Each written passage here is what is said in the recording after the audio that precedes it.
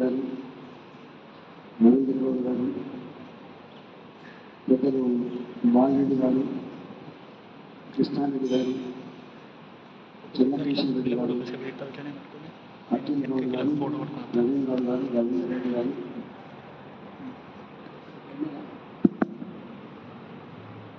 అందరికీ పేరు పేరున నమస్కారం. నేను గతంలో కూడా ఒకసారి ముందుకు వచ్చిపోయాను. ఎలక్షన్స్ అయిపోయిన తర్వాత ఆ రోజు రాత్రి కాబట్టి సంపూర్ణంగా అర్థం కాలేదు. ఇది ఇవాళ చూస్తూ ఉంటే అర్థమవుతుంది. నేను కూడా చిన్నప్పుడు ఇక్కడ ఉన్నా కాబట్టి నాకు ఇక్కడ ఈజీగా దొరుకుతుంది. 76 to 86 ఉన్నట్టు మా కళ్ళ ముందు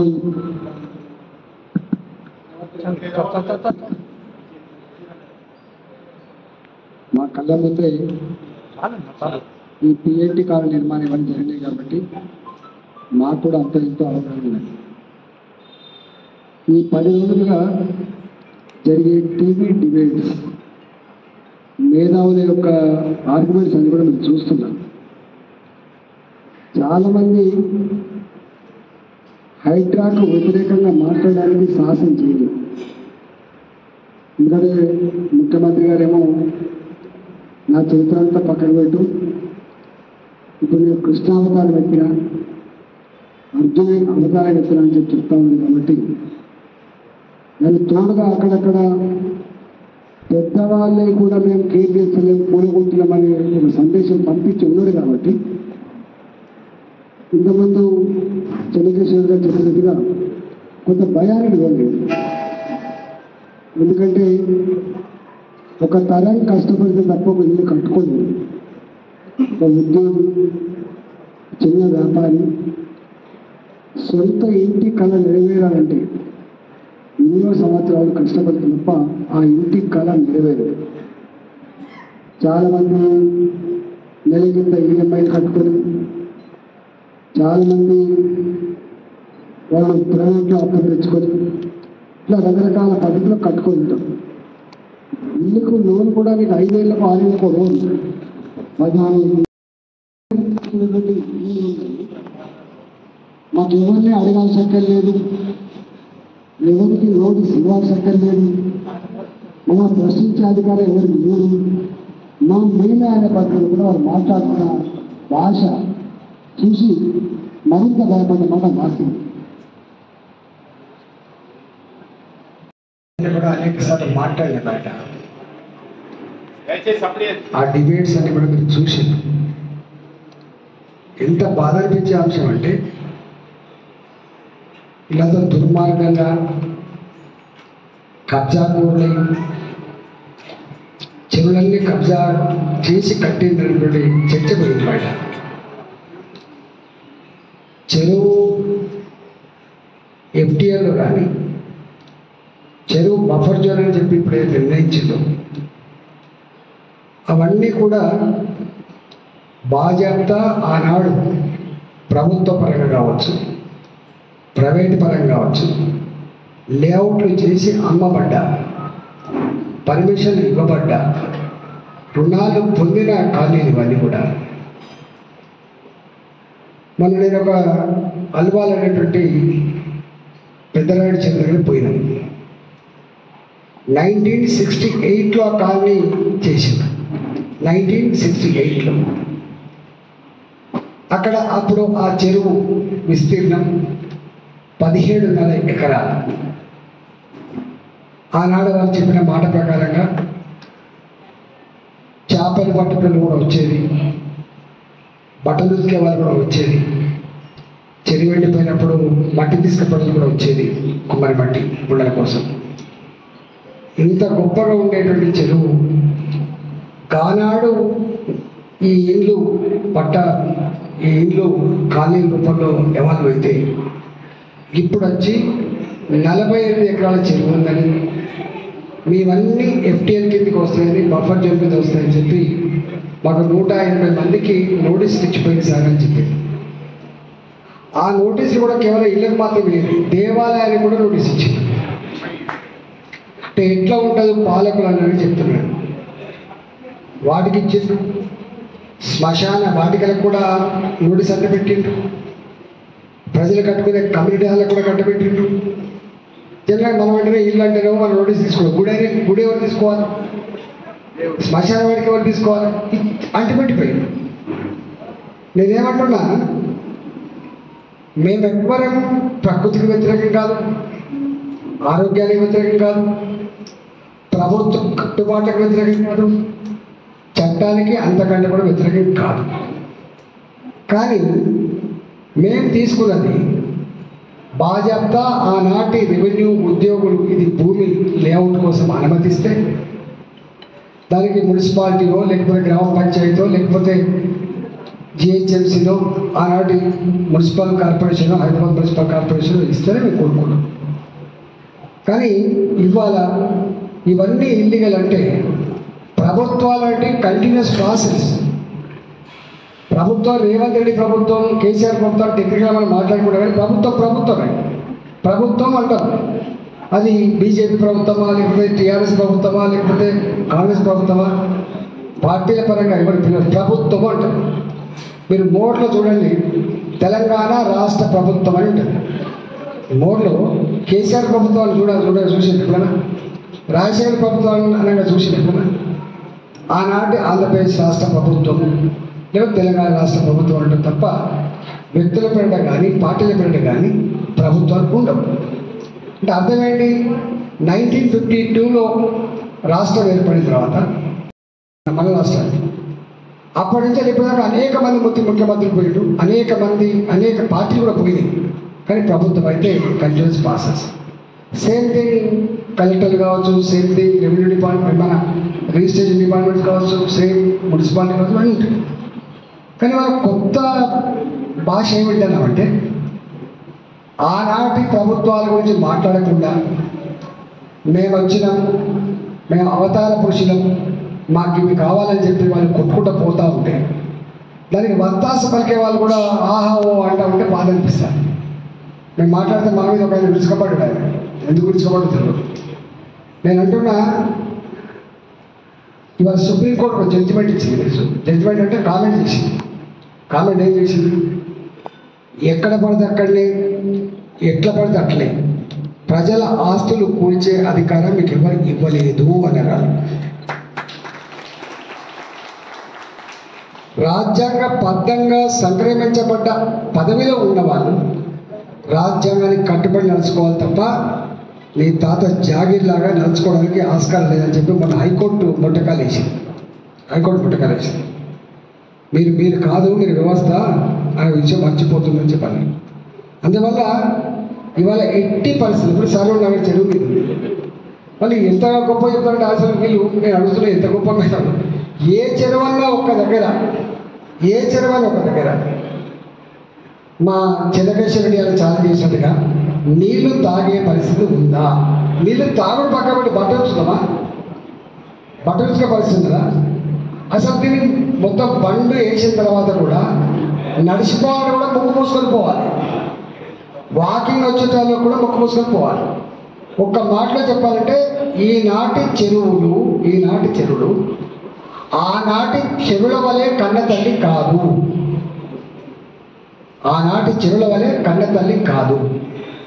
ఆనాటి చెరువులు ఇప్పుడు అది బోరెండిపోకుండా, బారెండిపోకుండా, బతికెండిపోకుండా చూసింది, పంట ఎండిపోకుండా చూసింది, మత్స్యకారులకు మత్స్య సంపదించింది, సాగవడు సాగిరేమైందని, గొడ్డుగోలకు నీళ్ళు ఇచ్చింది.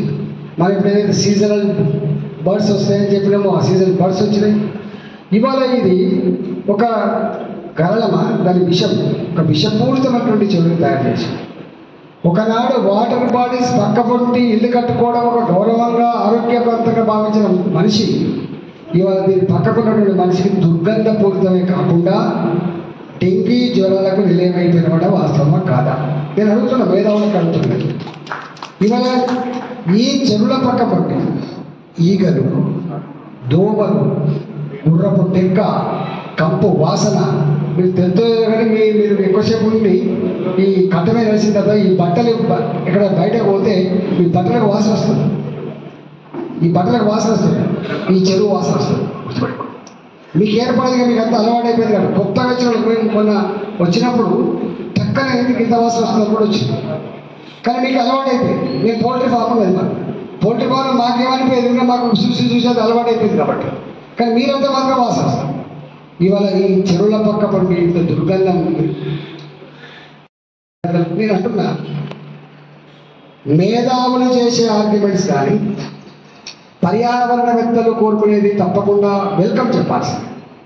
నేను అంటున్నా, మొట్టమొదటిగా ఇవాళ ముంపుకు మొట్టమొదటి కారణం, ఇవాళ ఎందుకు వస్తుంది చర్చ, ముంపుకు కారణమే చెరువులను ఆక్రమించుకోవడం చర్చ వస్తాం. నేను అంటున్నా, ముంపుకు మొట్టమొదటి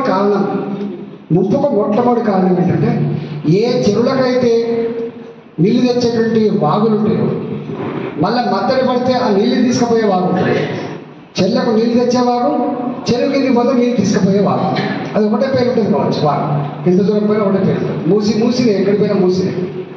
నేను అంటున్నా, ఆ నీళ్ళు తెచ్చే కాలువ, ఆ నీళ్ళు తీసుకుపోయే కాలువ, ఈ మొట్టమొదలు పుట్టిన కాడ చిన్న కాలువ ఉంటుంది. అది పోతాంటే అనేక చెరువులు సంగమం కాబట్టి కిప్పేది ఉంటాయి. పైన ఒక 5 మీటర్ల విడిచితో వస్తే ఈ కాలువలన్నీ కూడా పట్టా భూములకైపోయినాయి. గుర్తుపెట్టుకోండి, ఆనాడు శిస్తు కడితేనే నీ భూమి వచ్చింది. శిస్తు కట్టలేక భూములు పెట్టుకునే చరిత్ర మనం చూస్తూ ఉంటాం. మీకు ఇంతేందుకు, ఇప్పుడు ఈ పిఎన్టీ కాలేజ్ మొట్టమొదటి చేసినాడు వేలలో లేకపోవచ్చు, 100లలో ఉండొచ్చు. నిజంగా 10 రూపీస్ అంటే అర్థం చేసుకోండి. అంటే మీరు మాటలు మాట్లాడేటువంటి విజ్ఞులకి, మేధావులకు నా విజ్ఞప్తి ఏంటంటే, ఆనాడు ఇది గజం 3 రూపాయలకు 2 రూపాయలకు కొనుక్కుంటే అంటే మన భూమి ఆనాటి విలువ మనకు అర్థం కావాలి.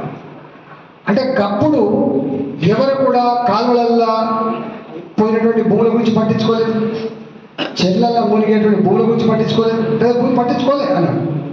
కానీ రాను రాను ఏమైపోయింది, ఎప్పుడైతే హైదరాబాద్ కానీ వరంగల్ కానీ కరీంనగర్ కానీ పెద్ద పెద్ద పట్టణాలు వచ్చిన తర్వాత, ఈ పట్టణాలలో భూముల ధర బాగా పెరిగిన తర్వాత ఎవరికైనా ఆశ ఉంటుంది. ఎందుకంటే వాళ్ళకు పుస్తకాలు కదా, పాస్ పుస్తకాలు బాజాప్తా ఇవ్వ నీకు ఇంత మెట్ట భూమి, ఇంత తరి భూమి అని చెప్పి మనకు పాస్ పుస్తకాలు ఉంటాయి తప్ప, నీ తరి భూమి, కాలువ భూమి, నీ మెట్ట భూమి, వాగు భూమి అని చెప్పి అక్కడ ఉండదు.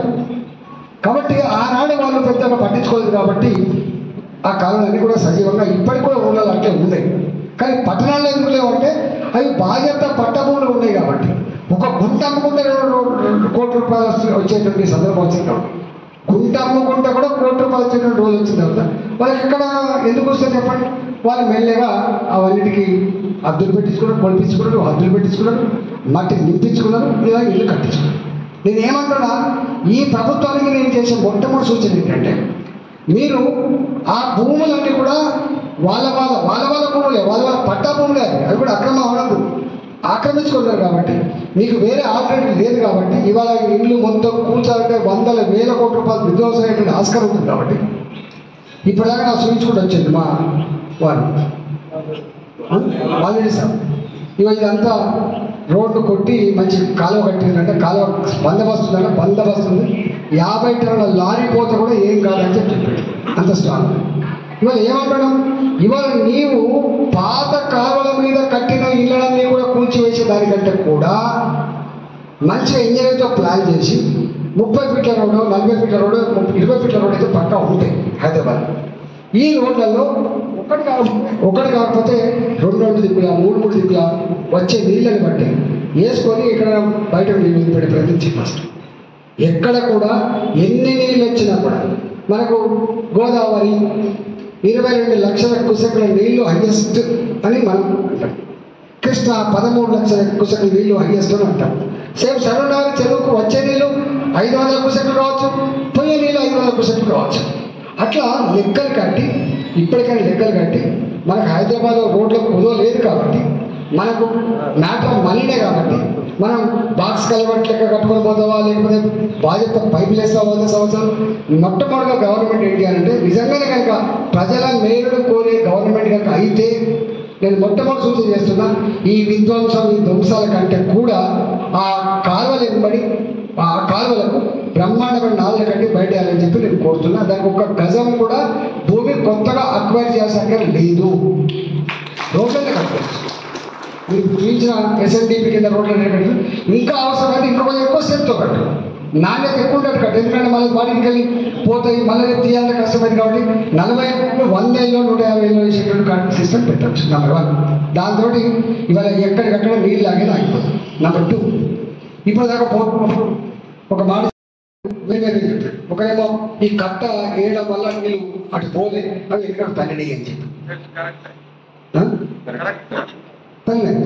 ఇవాళ ఎందుకు అది తల్లిని అంటే వాళ్ళు చెప్పిన 2 పైపులు తీసుకుపోయి తూపులలో వేసిండు, మొత్తం నీళ్ళు కిందికి ఎక్కువ దాకా పోకుండా అని చెప్పి.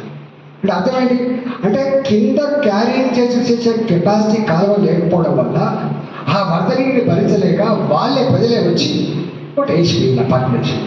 మరి పరుపులు వేస్తే నీళ్ళు వచ్చినట్టు పోకపోతే ఎక్కడవుతుంది అని వాళ్ళు తెలియదా? కానీ వాళ్ళు ఏమంటుంటే మేమైతే బతకాలనుకుంటున్నాం, మేమైతే మంచిగా ఉండాలి, మా ఇప్పుడు నువ్వు ఏంటంటే మీకు కాపాడుకోవాలి, మా తర్వాత అంటే మనిషి ఎప్పుడు ఎట్లా ఫీల్ అవుతుంది అంటే మొత్తానికి పైన ముంపు కారణం కింద ముంపు కారణం ఏంటంటే వచ్చిన నీళ్ళు వచ్చినట్టు పోకపోవడం వల్ల అసలు ఇది అయింది. కాబట్టి వచ్చిన నీళ్ళు వచ్చినట్టు పోయేటువంటి మెకానిజాన్ని కాలువల్ని నిర్మాణం చేయాలి. అది SNDP అంటావా, అది ఇంకో పేరు అంటావా, అది మొట్టమొదటి ఈ గవర్నమెంట్ మొట్టమొదటి సూచనలు చేస్తుంది. రెండవది ఏంటిది, ఇవాళ ఆల్మోస్ట్ నాకు తెలిసి ఎంత ఆక్రమణ గురిగానో అయిపోయింది. అది ఎట్లా బఫర్ జోన్ కింద అయిందా, FTL కింద అయిపోయింది. ఇప్పుడు అన్ని చెర్లకు ఈ సరౌండర్ చెరువు ఎట్లయితే చుట్టూ బండి పోసిందో అన్ని చెర్లకు కూడా బండి ఉంది. అన్ని చెర్లకు బండి. నేను ఏమంటున్నా, అన్ని చెర్లకు బండ్లు వేసి ఇంకెక్కడ ఏకపోతే కూడా మంచిగా బండ్లు వేసి ఉన్నదానికి వేసి నువ్వు నీళ్ళు ఆపుకోవాలనుకుంటావు. కాబట్టి ఇప్పుడు 10 ఫీట్ల లోతు కనుక ఉంటే దాన్ని 20 ఫీట్లకు చేసుకో. నీళ్ళు ఇక్కకుండా రాగడి మట్టి వేసుకో. మీకు తెలియదని ప్రాజెక్ట్ కడితే మీరు చూస్తారు, రాగడి మట్టి ఇస్తారు అడుగునా మరణ తెలియదు ఏం చేస్తారంటే రాగడి మట్టి లేకుండా వేస్తే నీళ్ళు ఇంకొక. నువ్వు పక్షులు, జీవాలు, భూగర్భ జలాలు, పంటకైతే క్వశ్చన్ లేదు, పంటలు పండించే క్వశ్చన్ లేదు. కాబట్టి నీళ్ళు నువ్వు నిల్వ పెట్టుకోవాలనుకుంటున్నావు. కాబట్టి భూగర్భ జలాల కోసమో, పశుపక్షాల కోసమో, ఎకలాజికల్ బ్యాలెన్స్ కోసమో, పచ్చదనం కోసం పెట్టుకోవాలనుకుంటున్నావు. కాబట్టి డెఫినెట్గా ఇప్పుడు ఉన్న చెరువులని నీకు డబుల్ కెపాసిటీ నీళ్ళ కెపాసిటీ పెరగాలన్నప్పుడు నువ్వు 10 ఫీట్లు ఉంటే ఇప్పుడు 20 ఫీట్లు చేసుకొని డబుల్ నీళ్ళు కూడా పెట్టుకునే ఆస్కారం ఉంది. దానికి ఎక్కడ అనుమానం లేదు. అంటే నీళ్ళ కెపాసిటీ కూడా పెంచుకోవడానికి ఇప్పుడు స్కోప్ ఉంది. రెండోది. మూడోది ఏంటిది, ఇప్పుడు బండ్లు వేసాం. ఇవాళ మనిషికి హైదరాబాద్లో మొత్తం రెస్పిరేటరీ ప్రాబ్లమ్స్ వస్తున్నాయి. ఎందుకంటే కాల్చబడ్డ డీజిల్, పెట్రోల్ ఇదంతా మనం చూస్తాం. పొగ ఎక్కువ. ఇప్పుడు ఢిల్లీ అయితే హైయెస్ట్ ఉంటుందని తెలుసు. ఇవాళ ఈ చెర్లని మంచిగా వాకింగ్ ట్రాక్లకి చేసుకో. ఏదైతే బండి వేసిన తర్వాత ఇవాళ సేదతీరే కేంద్రాలు లేవు. కాబట్టి సేదతీరే కేంద్రాలుగా ఉన్న చెరువులు కనిపించే ఆస్కారం ఉంటుంది. నెంబర్ 4 100 బండి మీరు ఇక్కడ బండి వేసిన తర్వాత ఎట్టి పరిస్థితి కూడా స్ట్రాంగ్ వాటర్ వదిలిపెట్టి తప్ప ఈ డ్రైనేజ్ వాటర్ మాత్రం కలవకుండా చూసుకో.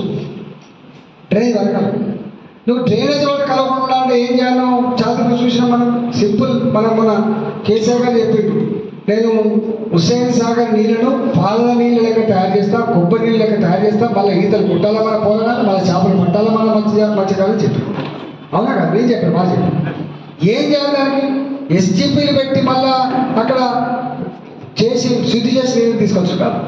ఈ మొత్తం ఈ డ్రైనేజ్ వాటర్ అంతా కూడా బయటికి పంపించి కేవలం వర్షం నీళ్ళు మాత్రమే చెల్లకు తెప్పించేట్టు ఏర్పరిచి చేస్తే తప్పకుండా ఎకలాజికల్ ఇంబ్యాలెన్స్ తప్ప నువ్వు ఎప్పటి వరకైతే ఈ మురికి నీళ్ళను చెర్లకు కట్టే చేయవో ఆపవో అప్పటిదాకా దీనికి పరిష్కారం లేదు.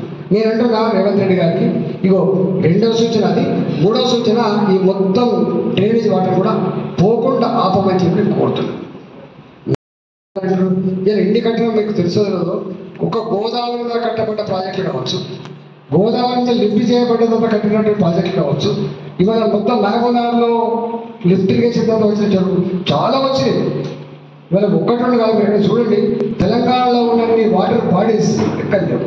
సపోజ్ హైదరాబాద్ కూడా నీకు కావాలి, హైదరాబాద్ కూడా కావాలంటే ఏం చేయాలి? బోర్డని గవర్నమెంట్ ఒప్పుకోండి. గవర్నమెంట్ భూములలో చూసి ఒక సిటీకి 4 దిక్కుల్లో 5 దిక్కుల్లో మన ఒక్కటి కాకపోతే 10 కట్టు చెరువు వద్దామా, 10 కట్టి హైదరాబాద్ మంచి వాతావరణం కొత్త కట్టుకో. ఇవాళ ఒక దుర్గం చెరువులో కనుకను FTL ఇది బఫర్ జోన్ అని చెప్పి బెంగళూరు ఉంటే నాకు తెలిసి కొన్ని వేల కోట్ల రూపాయల బంగ్లాలు కూడా ఉండాలి. అక్కడ ఆ ఆర్బిట ఇనార్బిట్ మాల్ ఉన్నది. అవి నీకు వేల కోట్ల రూపాయల విలువైనటువంటి బంగ్లాలు నీకు కూల కొడతా అని చేస్తా అంటే ఈ డిస్ట్రక్షన్ ఎవరైనా అలౌ చేస్తారు చెప్పండి? ఇప్పుడు వాళ్ళు ఇనార్బిట్ మాల్ ఉండదు, లోన్ అయితే తీసుకుంటారు కదా. అంతిమంగా నువ్వు కూల కొడితే నేషనల్ దేశ సంపద ఎక్కడ పోతుంది? వాళ్ళు అప్పు తెచ్చుకున్న వాళ్ళు ఆ బ్యాంకులకు పోవాలి, ఎవరు లాస్ కావాలి? కనీసం ఆ సోయతో ఖచ్చితంగా ఉండాలి కదా. ఇవాళ వాటికనే చిన్నది అదేమన్నా ఇట్లా తీసి పక్క పెట్టాలి. అనేక రకాల సంక్లిష్టమైనవి ఉంటాయి. దాని కోర్టులు కూడా ఇలా సుప్రీంకోర్టు చెప్పింది బాగా చెప్తామని అంటే తాత జాగీర్ లాగా ఎట్లా పడితే అట్లా ఎప్పుడు పడితే అప్పుడే ఏది పడుతుందే కూలగొట్టే అధికారం మీకు ఎవడిచ్చిందా అని అది కోర్టు. నేను ఇక్కడ పోయిన గగనపాడులో శ్రీనివాసరెడ్డి గారని మా కార్పొరేటర్ రాజధాని తోకల శ్రీనివాసరెడ్డి. ఆ పేపర్ అంటే చూడు, పేపర్లు కూడా ఎట్టు తయారని లేకపోతే టీవీలు కూడా ఎట్టు తయారంటే 3 ఎకరాల భూమి ఆక్రమించిండు. ఈ 3 ఎకరాల భూమి మీద 75 కోట్ల రూపాయలు ఇవన్నీ ధ్వంసం చేసినాం. 75 కోట్ల విలువైన భూమిని గవర్నమెంట్కి హ్యాండ్ ఓవర్ చేసినామని రాశాను. అన్ని టీవీ ఛానల్ రాసినంత రాసి ఆయన నాకు ఏడ్స్ కూడా ఫోన్ చేసింది. ఏంటి అంటే అలా నేను 70 పుట్టలేదు. మా నాన్న కూడా మైనర్ ఉండే. మా తాత 1978లో అక్కడ 10 ఎకరాల భూమి కొట్టుకున్నాడు. వాళ్ళ తాత కూడా 10 ఎకరాల చిల్లర అయితే భూమి కొట్టుకున్నాడు. సరే ఆ ధర రూపాయికి ఎకరా 2 రూపాయలకి ఎకరా కొనుక్కున్నాడు. 1978లో కొనుక్కుంటే ఇప్పటి వరకు ఎక్కడ కూడా ఎవరు కూడా ఇది ఎఫ్టీఎల్ అని కాదు, ఇది బఫర్ జోన్ అని కానీ ఎక్కడ ఎవరు రాలేదు, నోటీస్ చేయలేదు. సడన్గా మన 3 ఎకరాల భూమి ఇలా బఫర్ జోన్లో ఉంది అని చెప్పి అక్కడ మిషన్ పట్టుకొని వచ్చింది. కూలగొడతాను అంటే ఎట్లా కూలగొడతావు నువ్వు, మాకు నోటీస్ లేదు. చివరికి ఏమడిగినారా, అరే కోట్ల రూపాయల విలువ చేసే మిషనరీ ఉంది, నువ్వు ఎట్లా కూలగొడతావు దాన్ని, నా మిషనరీ తీసుకుపోనివని చెప్పి కనీసం నా నిలువ ఉన్నటువంటి సామాన్లు తీసుకుపోయినని చెప్పాడు. వీళ్ళేది, ఎందుకంటే ఆయన భారతీయ జనతా పార్టీ కార్పొరేటర్ కాబట్టి. పక్కపడి ఒక ఆమె పాప లీజ్ తీసుకుంది. ఒక మహిళ తన కొడుకు క్యాన్సర్, తను వాటర్ ప్యాకెట్ అమ్ముకొని బతుకుతుంది. కాలేజీలో పడ్డది. ఆమె హిందీ ఉర్దూలో మాట్లాడినాడు, ముస్లిం అయినా పడుతుంది. అయ్యా నాకు క్యాన్సర్తో బాధపడుతున్న కొడుకున్నాడు, మీ దండం పెడతా నాకు కూలగొట్టకండి, నాకు ఇదే జీవనాధారం మీరు అని చెప్పి చెప్పడం కాబట్టి చివరికి ఏమన్నా సరే కూలగొట్టగా మొత్తం సామాన్లు తీసుకొని అని చెప్పండి. కానీ సామాన్లు కూడా తీసుకోకుండా కూలగొట్టినాడు. సామాన్లు తీసుకోకుండా ఎక్కడ 1978 ఎప్పటి 2024 ఎంత దుర్మార్గం చూడండి. అంటే గుండాలకు వీళ్ళకి తేడా ఉందా, మానవత్వం లేని వాళ్ళకు వీళ్ళకి తేడా ఉందా? అంటే శత్రు దేశాల కదా దాడి చేసినప్పుడు వీళ్ళ గుండెకాయల మీద దాడి చేయాలి, వీళ్ళకు ఎక్కడ సబ్స్టేషన్లు ఉన్నాయి, ఎక్కడ ఎలక్ట్రిసిటీ జనరేషన్ సెంటర్లు ఉన్నాయి, ఎక్కడ అంటే ఎకనామికల్ స్ట్రెంత్ ఉన్నటువంటి ప్రాంతాల్లో వీళ్ళకి దాడి చేస్తున్నాం. ఒక గట్ల దాడి చేసింది అంటే ఒక శత్రు దేశం మీద శత్రు సైన్యాలు ఎట్లా దాడి చేస్తాయో ఒక అంతకంటే దుర్మార్గంగా దాడి చేసిపోయింది. అనేక దిక్కులు ఈ డోజర్లు ఎక్కించాడు వాళ్ళ మీద, డోజర్లు ఎక్కించాడు. అంటే ఏమన్నా పర్యావరణాన్ని కాపాడేటోడు, తెలంగాణ ప్రజల మేలుకోటోడు, మేలుకొని ప్రభుత్వం ఇట్లాంటి పని చేస్తానని చెప్పండి. అంటే ఎంత ద్వేషం ఉండాలి, ఎంత కక్షపూర్తంగా ఉండాలో దాన్ని బట్టి మనకు అర్థం కావాలి. నేనేమంటున్నా, నిజమా కాదో చూసేమని చెప్తున్నా. టీవీ ఛానళ్ళు కావచ్చు, పేపర్లు కావచ్చు, లేకపోతే ఈ యూట్యూబ్ ఛానల్ కావచ్చు, ఇవాళ టీవీలలో ఆర్గ్యుమెంట్ చేస్తున్నారు కావచ్చు. ఇది తప్పైతే నేను ముక్కులేరు రాస్తాను, ఇది తప్పైతే ముక్కులేరు రాస్తాను. ఇవాళ మీరే అంటున్నారు 1981 ఎప్పటి సర్వనాలు మొత్తానికి మొరబెట్టుకోగా ఇవాళ SNDP కింద మీకు నీళ్లు డైవర్ట్ చేయడానికి ఒక కాలం వచ్చింది.